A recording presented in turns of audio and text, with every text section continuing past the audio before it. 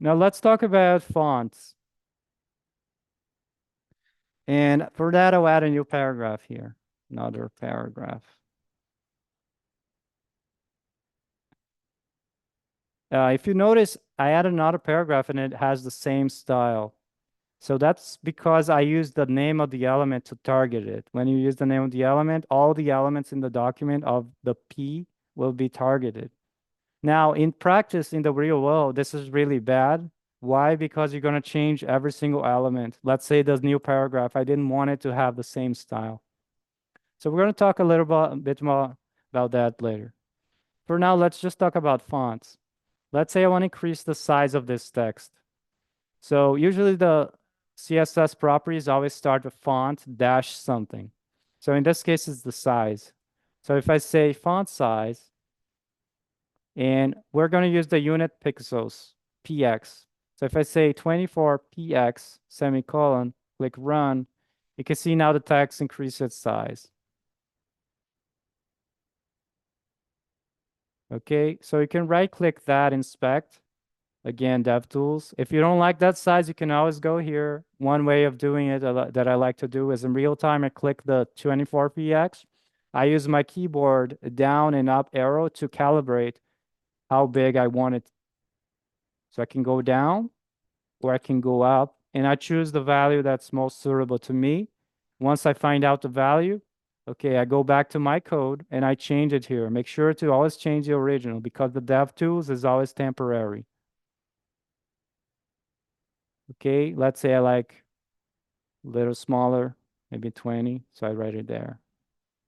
Let me click run again so it resets. Okay, now let's talk about font family. So font family is basically a way for you to change the font. You know, when you add a Word document, you can have Arial, Times New Roman, all these different kinds of fonts. So if you want to change the font here, you can always type its name. For example, if I write Arial,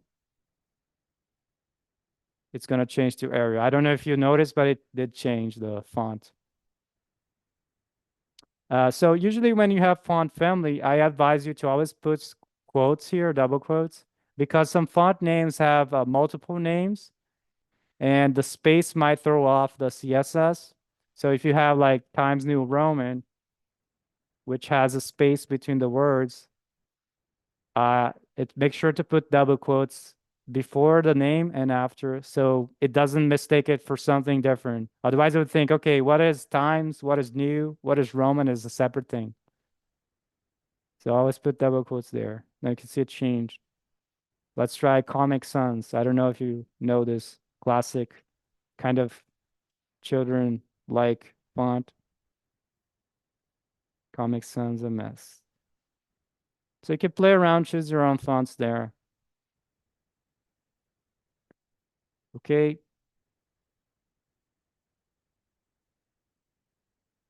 Now let's talk about making something bold. And for that, I'm actually, so remove this.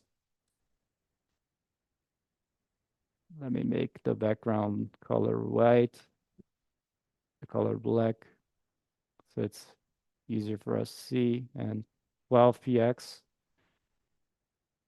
So maybe 14. I want to make it bold. How would I do that? Now it's called a font weight.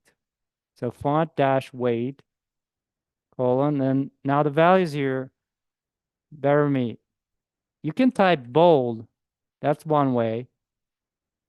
But it's very, you notice we can type like names, like for the colors and everything.